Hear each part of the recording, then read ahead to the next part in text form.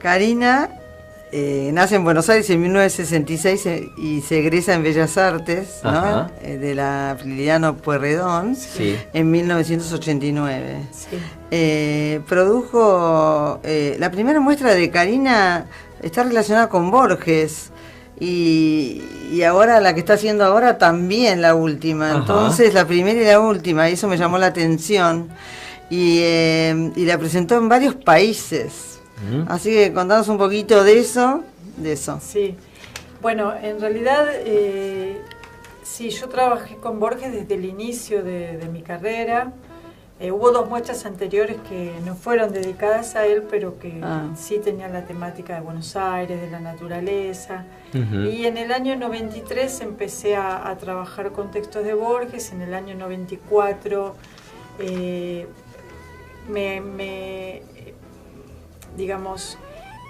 me contacté con María Kodama para, bueno, tener su permiso, su aval, porque la verdad es que Borges no es solamente en estas 2 muestras, sino que permea toda mi obra. Sí. Incluso como con tanta gente, Borges modela mi manera de pensar, incluso. Así que... Tenemos que decir, María, para los amantes del arte y quienes se están enganchando con la radio ahora, que les pasa mucho de llegar justo y prenden para escuchar Expresarte, vino Karina Chechik a visitarnos hoy, una artista visual que nos está contando de su obra, y recién empezamos, así que no se perdieron nada, ¿no? Sí.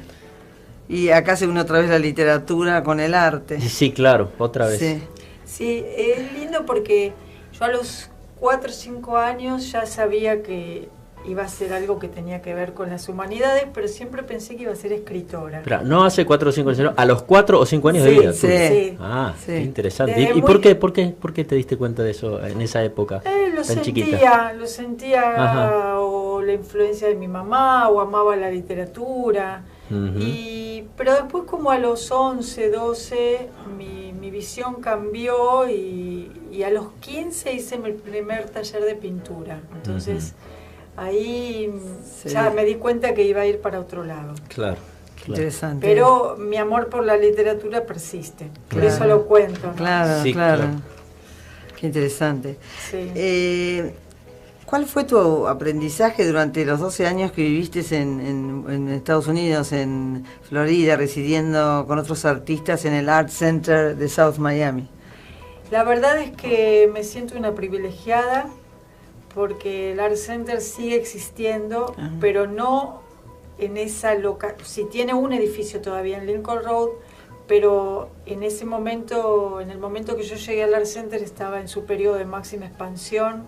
Éramos 70, 80 artistas y vivíamos en Lincoln Road, que es como, bueno, es el lugar más vibrante de Miami Beach. Y no sé, nosotros yo salía a Lincoln Road como si fuese la puerta de mi casa, ¿no? Claro. Y por ahí pasaba el mundo. Todos los que venían a Miami pasaban por ahí. Además éramos un centro muy importante de referencia. Miami ya tenía bastante cultura y bastante arte, pero un poco mirándolo en perspectiva, fuimos como hacedores de una época. Mira. Y de hecho yo hice la mague de irme de Miami en el 2000, 2001 por ahí, pero en ese momento llegó Art Basel a Miami. La sede de Art Basel era a 300 metros del Art Center, y ahí dije, no, todavía no me puedo ir de acá. Claro. Como que Miami me retuvo, pero era un privilegio. Venían a buscarnos los periodistas, los curadores, todos los que buscaban arte pasaban por el Art Center, porque el contacto con el artista era directo. Sigue siendo así, hoy en día es igual, pero hay menos artistas en visión del público. Y además había sido históricamente el edificio, había sido un mall, había sido un tipo Bourdain, Macy's, entonces la estructura que tenía era todo de vidrieras. De hecho, sigue teniendo sala de exposición. A los artistas se les da oportunidad de interactuar con el público y de enseñar, o sea que era toda una cosa muy completa, en la cual sigue siendo hasta hoy en día, por eso lo repito, uno se puede formar como artista sin la presión de tener un galerista, o con mucha libertad y con mucha interacción con otros artistas. O sea que realmente fue una situación privilegiada para mí. Cuando decís muchos artistas, ¿cuántos? Para tener la idea de magnitud. Y éramos en un momento 80, 90, después 60, después... Muchísimo. Sí, y recuerdo que éramos... en un momento, después hubo más, 5 argentinos. Ajá. Que hicimos una muestra que me río porque me trajiste con la pregunta, porque éramos 5 y parecíamos 50. Hicimos una muestra que se llamó Departures Arrivals, que era siempre todo este tema en torno a la inmigración. Y al como el centro que es Miami, que es un permanente Departures Arrivals. ¿Por qué parecían 50, Karina? ¿Por lo confuso de la obra? ¿Porque hacían mucho ruido? Como argentinos, claro, que son. Como ligueros argentinos. Eso lo traemos de Italia, sí, creo. Sí. España e Italia mezclados. Sí, explosivo. Como una cosa muy multicultural. Sí. Y de hecho la muestra volvió a hacerse, fue Back for Public Demand. Se volvió a poner. Lo mejor que te puede pasar. Qué lindo. Sí. Y en el 2014 hicimos una remake, 15 años después. ¿Allá en Miami? Sí. Qué bueno, eso está buenísimo. Sí.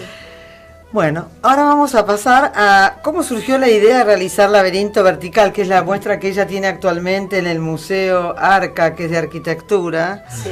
Y en qué consiste esta muestra, ¿no? Y cuál fue la idea, ¿no? ¿Cómo surgió la idea de realizar Sí. La idea cayó del cielo, de un profesor maravilloso, especialista en Borges, a quien conocí en Buenos Aires a través de María Kodama, que es el profesor Antonio Fernández Ferrer de la Universidad de Alcalá de Henares. Él es un especialista en Borges y en literatura, cine, le gusta mucho hacer entrecruzamiento de disciplinas.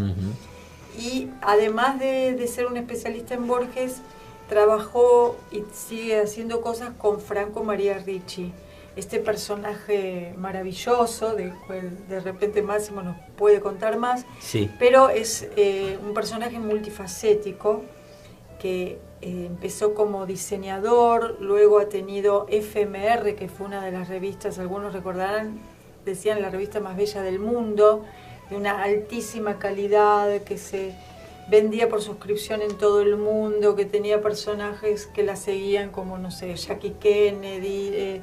La gente realmente era un producto increíble. Y editó no solamente eso, sino una cantidad de volúmenes impresionantes. Por otro lado, él hizo muchísimas interacciones con escritores de gran talla, todos, ¿no? Y viajó especialmente a Buenos Aires en 1973 para conocer a Borges. Y cuando lo conoció, lo invitó a Italia y él fue bastante promotor de la obra de Borges en Italia y en Europa, porque lo invitó varias veces. Y publicó muchos libros. Sí, incluso le dio una comisión se llama una collana en italiano, una edición, claro, una edición de una selección, sería una antología de cuentos policiales, en el cual Borges incluyó a muchísimos autores, con prólogos de él, y después hizo 2 libros especiales sobre Borges, en los cuales hay textos de Borges e imágenes que unió de él con otras cosas. Y luego, no sé si antes o después de la muestra de Borges, hizo algo muy lindo que se llama Borges de la A a la Z, como un diccionario personal de palabras, de conceptos de Borges. Qué bueno. Del cual la versión en español la hizo Antonio Fernández Ferrer. Bueno, pero ahora que como une ahora Ricci, cosa fa. ¿Qué hace aparte? Ricci, hace Laberinto.